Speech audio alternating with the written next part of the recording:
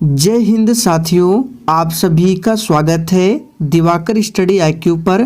तो दोस्तों, आज की इस वीडियो में साइंस जीके के 35 महत्वपूर्ण प्रश्नों को लेकर आए हैं और ये 35 प्रश्न अलग अलग एग्जामों में अभी तक काफ़ी बार रिपीट हुआ है और आने वाले एग्जाम्स में भी ये प्रश्न 100% रिपीट होगा। तो सेशन आप लोगों के लिए इम्पोर्टेंट है, इसलिए आप लोग पूरा सेशन को लास्ट तक ध्यानपूर्वक देखें। तो दोस्तों, आज के सेशन का पहला प्रश्न है, निम्नलिखित में से किसमें न्यूट्रॉन अनुपस्थित होता है? हीलियम, हाइड्रोजन, ऑक्सीजन या फिर डी बेरिलियम। और दोस्तों, अगर आपको इन सेट में किसी भी प्रश्न का आंसर पहले से पता है तो आप लोगों को कमेंट बॉक्स में अपना अपना आंसर लिखना है ताकि आप सभी का प्रॉपर रिवीजन हो सके। तो देखिए, पहले प्रश्न का आंसर है हाइड्रोजन। हाइड्रोजन में न्यूट्रॉन अनुपस्थित होता है। हाइड्रोजन के परमाणु में एक इलेक्ट्रॉन होता है, एक प्रोटॉन होता है, लेकिन न्यूट्रॉन जो है इसमें अनुपस्थित होता है। और इस पॉइंट पे ध्यान दीजिएगा, हाइड्रोजन के परमाणु का जो आकार होता है वो सबसे छोटा होता है। आइए दूसरा प्रश्न है, निम्नलिखित में से कौन सा एक आवेश रहित कण है? एग्जाम के लिए काफ़ी ज़्यादा महत्वपूर्ण प्रश्न है। आंसर बताएंगे, निम्नलिखित में से कौन सा एक आवेश रहित कण है? तो इसका आंसर है न्यूट्रॉन। देखिए, न्यूट्रॉन जो है ये एक आवेश रहित कण है या बोल सकते हैं उदासीन होता है। जबकि पूछे इलेक्ट्रॉन पर कैसा चार्ज होता है, तो इलेक्ट्रॉन पर ऋण आवेश यानी कि माइनस होता है और प्रोटॉन पर प्लस होता है। और देखिए, न्यूट्रॉन प्रोटॉन के साथ परमाणु के नाभिक में पाया जाता है और इलेक्ट्रॉन जो है चारों ओर चक्कर लगाते हैं। तीसरा प्रश्न है, पदार्थ का परमाणु सिद्धांत किसने प्रतिपादित किया था? मोस्ट इम्पॉर्टेंट प्रश्न है, काफ़ी बार एग्जाम में रिपीट हुआ है। पदार्थ का परमाणु सिद्धांत किसने प्रतिपादित किया था? तो इसका आंसर है बी ऑप्शन, डाल्टन ने।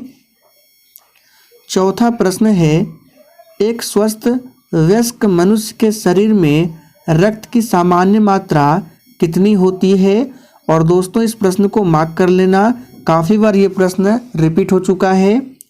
तो ध्यान दीजिएगा, एक स्वस्थ वयस्क मनुष्य के शरीर में लगभग 5 से 6 लीटर रक्त होता है।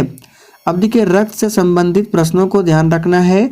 रक्त जो है एक गाढ़ा, चिपचिपा एवं लाल रंग का ये क्या होता है? तरल संयोजी उत्तक है। तो देखिए, जहाँ पे इंपॉर्टेंट पॉइंट बनते हैं वहाँ पर हमने रेड कलर से उसको क्या बोल्ड कर दिया है। तो ध्यान रखिएगा, रक्त क्या है? एक प्रकार का तरल संयोजी उत्तक है जिसका pH मान कितना होता है? तो 7.4 होता है, जो कि क्षारीय प्रकृति का होता है। तो इतने सारे पॉइंट है, ध्यान रखना है। किस वैज्ञानिक ने मानव शरीर में रक्त परिसंचरण तंत्र की खोज की थी? किसी भी एग्जाम के प्रीवियस ईयर क्वेश्चंस को उठाइए, आपको ये जो प्रश्न है रक्त परिसंचरण तंत्र की खोज आपको बहुत बार देखने को मिलेगा। तो पांचवें प्रश्न का आंसर क्या होगा? इंपॉर्टेंट प्रश्न है, याद कर लीजिए, विलियम हार्वे। विलियम हार्वे के द्वारा रक्त परिसंचरण तंत्र की खोज की गई थी। और एक प्रश्न पूछता है, रक्त समूह जिसको बोलते हैं इंग्लिश में ब्लड ग्रुप, तो ब्लड ग्रुप की खोज पूछे तो कार्ल लैंडस्टीनर ने किया था, जबकि रक्त परिसंचरण तंत्र विलियम हार्वे। और रक्त का pH मान 7.4 होता है। छठा प्रश्न है, दूध के दही के रूप में जमने का कारण क्या है? वेरी वेरी इंपॉर्टेंट प्रश्न है एग्जाम के लिए। चलिए आंसर बताएंगे, दूध के दही में जमने का कारण क्या है? तो देखिए, इसका कारण जो है ये है लैक्टोबैसिलस। अगर आपने सी को आंसर दिया है तो आपका बिल्कुल सही जवाब है। और एक प्रश्न एग्जाम में पूछा गया था कि दूध से दही बनने की प्रक्रिया क्या कहलाती है? तो याद कर लीजिए, किण्वन कहलाती है। और दूध की शुद्धता लैक्टोमीटर से मापी जाती है। सातवां प्रश्न है, विषाणु की खोज किसने की थी? देखिए, विषाणु को इंग्लिश में बोलते हैं वायरस। और एक पूछा था जीवाणु की खोज जिसको बोला जाता है बैक्टीरिया। तो विषाणु की खोज पूछे तो इसकी खोज इवानोवस्की ने की थी, ध्यान रखना है। वायरस की खोज किसने की थी? इवानोवस्की ने। और 8वां प्रश्न में है कि जीवाणु की खोज किसने की थी? याद रखिएगा, जीवाणु को बोलते हैं बैक्टीरिया। तो आपको बताना है कि बैक्टीरिया की खोज किसने की थी? तो ल्यूवेनहोक ने जीवाणु की खोज की थी, जबकि विषाणु की खोज पूछे तो इवानोवस्की ने। दोनों प्रश्नों को याद रखिएगा। आगे देखिए, तपेदिक नामक रोग किस जीव के कारण होता है? मोस्ट इम्पॉर्टेंट प्रश्न आपके एग्जाम के लिए। तपेदिक नामक रोग जो है किस जीव के कारण होता है?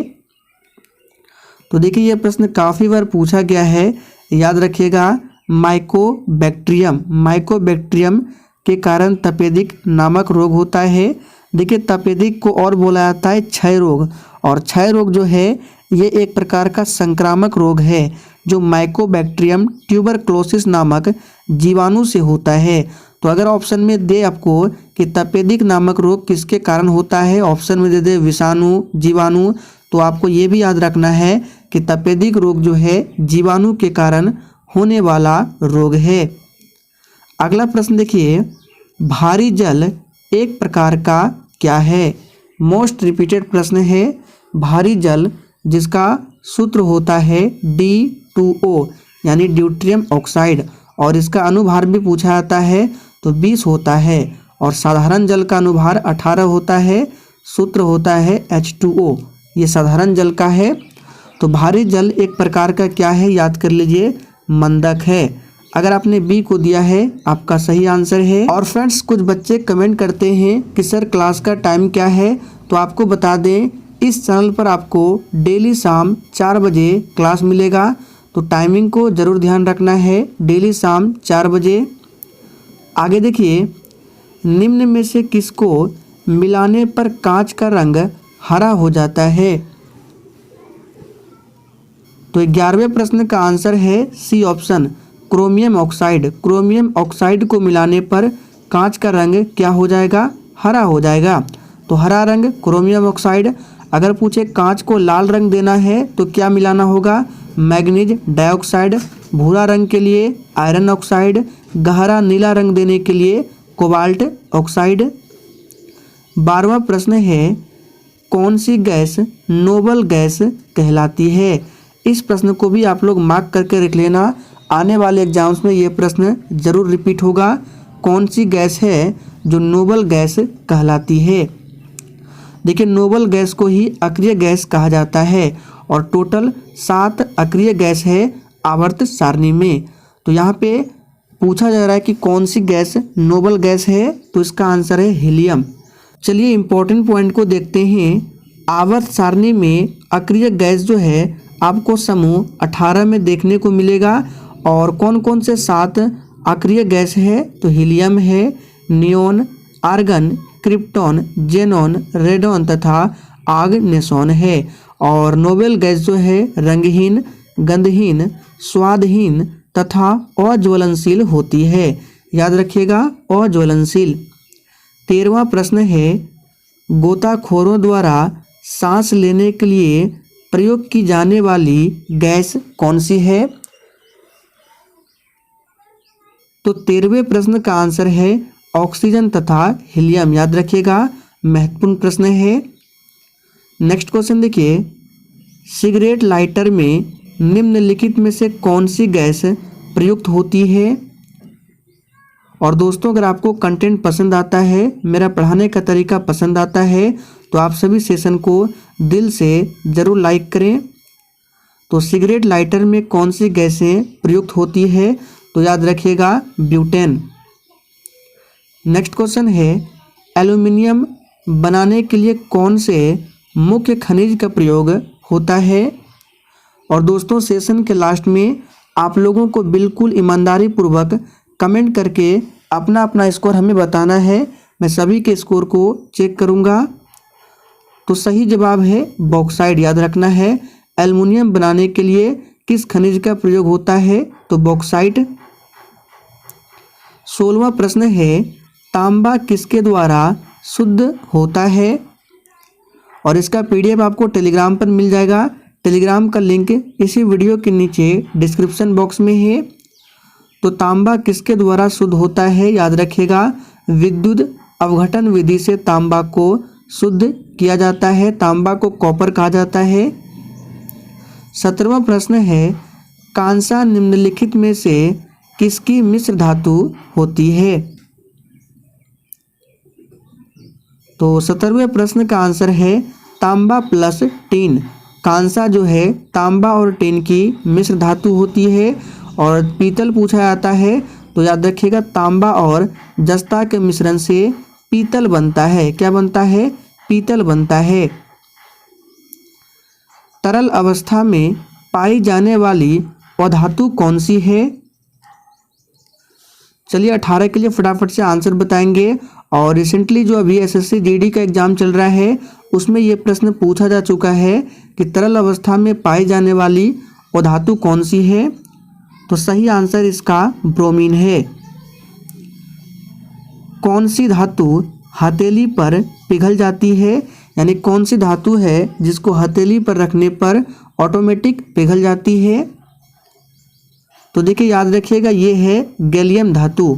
सी ऑप्शन अगर आपने दिया है तो आपका बिल्कुल सही आंसर है। पीतल किसका मिश्रण है? तो अभी हमने आपको बताया पीतल और कांसा।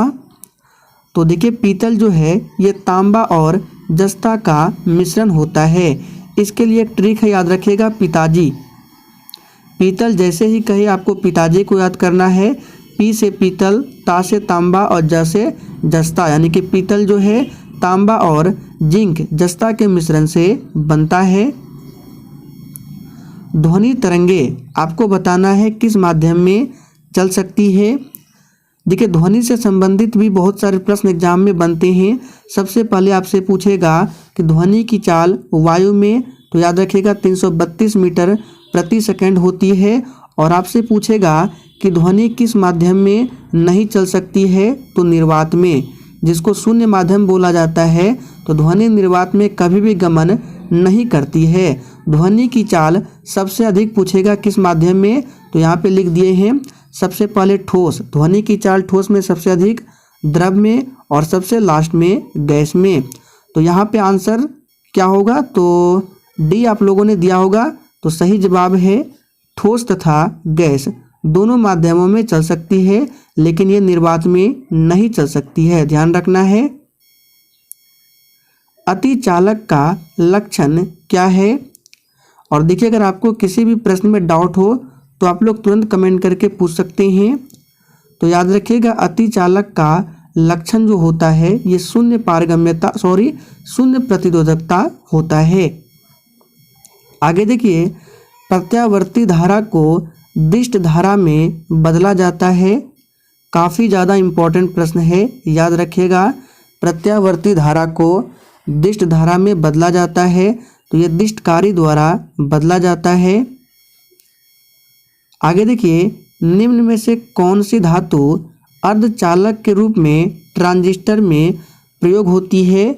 ये प्रश्न भी SSC GD में पूछा गया प्रश्न है। तो अर्धचालक जिसको बोला जाता है सेमीकंडक्टर, तो सेमीकंडक्टर के रूप में ट्रांजिस्टर में प्रयोग होती है जर्मेनियम। तो बी ऑप्शन अगर आप लोगों ने दिया है तो आपका बिल्कुल सही जवाब है। तड़ित चालक बनाने के लिए प्रयुक्त धातु कौन सी है? तो देखिए तड़ित चालक बनाने के लिए प्रयुक्त धातु आप लोगों ने पढ़ा होगा तांबा, लेकिन देखिए तांबा के साथ आपको लोहा भी याद रखना है। तो लोहा और तांबा का प्रयोग किया जाता है। आगे बढ़ते हैं, ट्रांसफार्मर किस लिए प्रयोग किए जाते हैं? तो इस प्रश्न का सही जवाब क्या होगा? AC वोल्टेज को घटाने तथा बढ़ाने के लिए ट्रांसफार्मर का प्रयोग किया जाता है। आगे देखिए सिलिकॉन क्या है? और आपको याद होगा हमने आपको बताया था कि भारत में सिलिकॉन वैली के नाम से किस शहर को जाना जाता है? तो कर्नाटक की राजधानी बेंगलुरु को। और सिलिकॉन क्या है? तो ये अर्धचालक है, सेमीकंडक्टर है। ए ऑप्शन आपका सही आंसर है। देखिए सिलिकॉन जो है पृथ्वी पर ऑक्सीजन के बाद दूसरा सर्वाधिक पाया जाने वाला रासायनिक तत्व है। अर्धचालकों के निर्माण में सिलिकॉन का सर्वाधिक प्रयोग किया जाता है। और देखिए अर्धचालक किसको कहते हैं ये भी समझ लीजिए।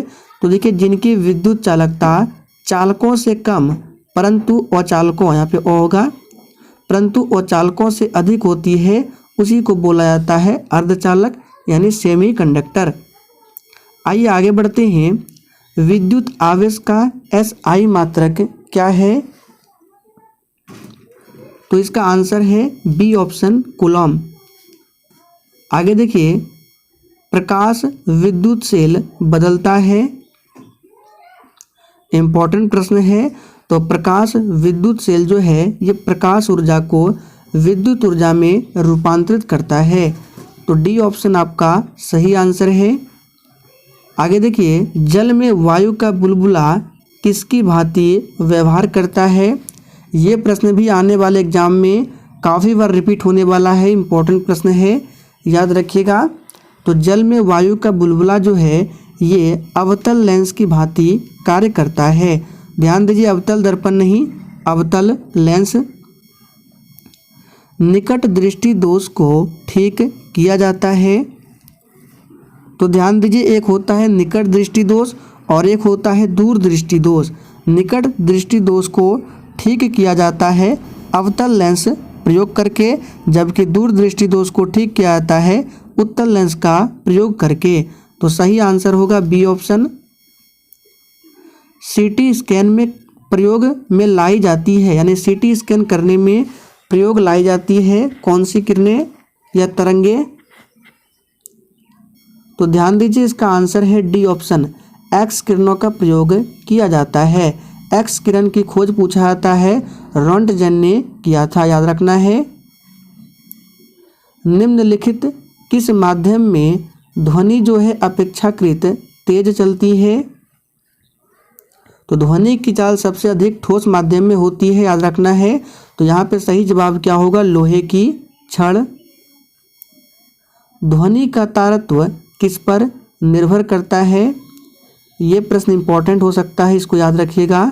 ध्वनि का तारत्व किस पर निर्भर करेगा? तो ये निर्भर करता है आवृत्ति पर। चलिए आखिरी प्रश्न है, ध्वनि प्रदूषण की इकाई क्या है?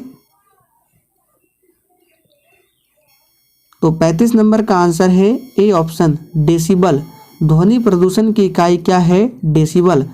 और आप लोगों के लिए एक प्रश्न है, आपको बताना है कमेंट करके कि डॉप्सन क्या है, यानी कि ये किसकी इकाई है। तो दोस्तों आज के लिए इतना ही। अगर आपको सेशन पसंद आया हो तो सेशन को अधिक से अधिक ज़रूर शेयर करना है।